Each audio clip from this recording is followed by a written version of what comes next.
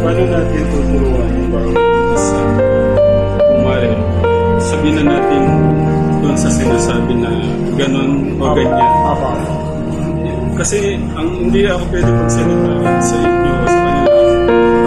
Ano ka lang, basta ipamahay natin sa puso natin sa kasi kung ano man, kasi pag inintindi natin yung sinasabi nila,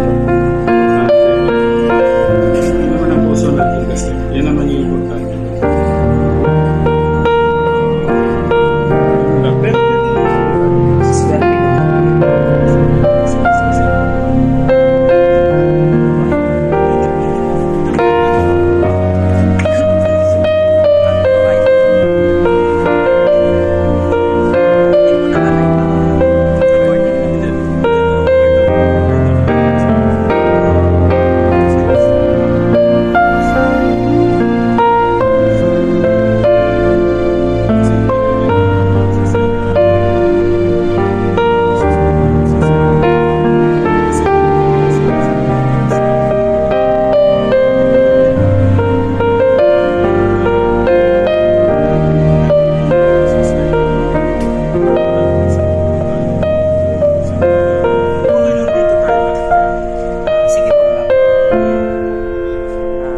Pero mamaya na.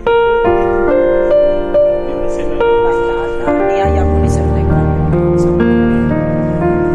Salamat po Sir Tekram kasi kahit ganun po yung pagsubok na naranasan ng grupo namin. Yan po kayo nakasuporta. Ayun po. Hindi po namin hangad yung personal interest, hidden agenda. Gusto lang po namin makatulong sa inyong community. Ang sa akin naman Kuya Teo, basta ito, side man, kung anong side, side man yan.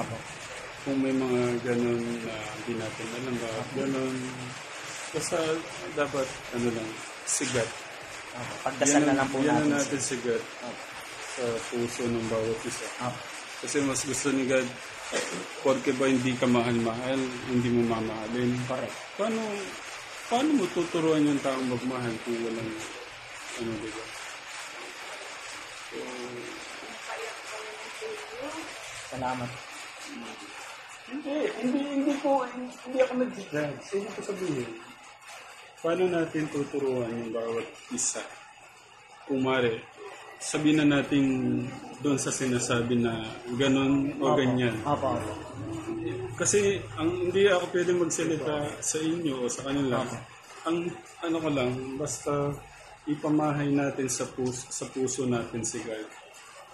Kasi kung ano man, kasi pag inintindi natin yung sinasabi ng iba, importante, yun naman ang puso natin kasi, yun naman yung importante. No? Yun lang. Pero pwede tayo. Swerbilog tayo.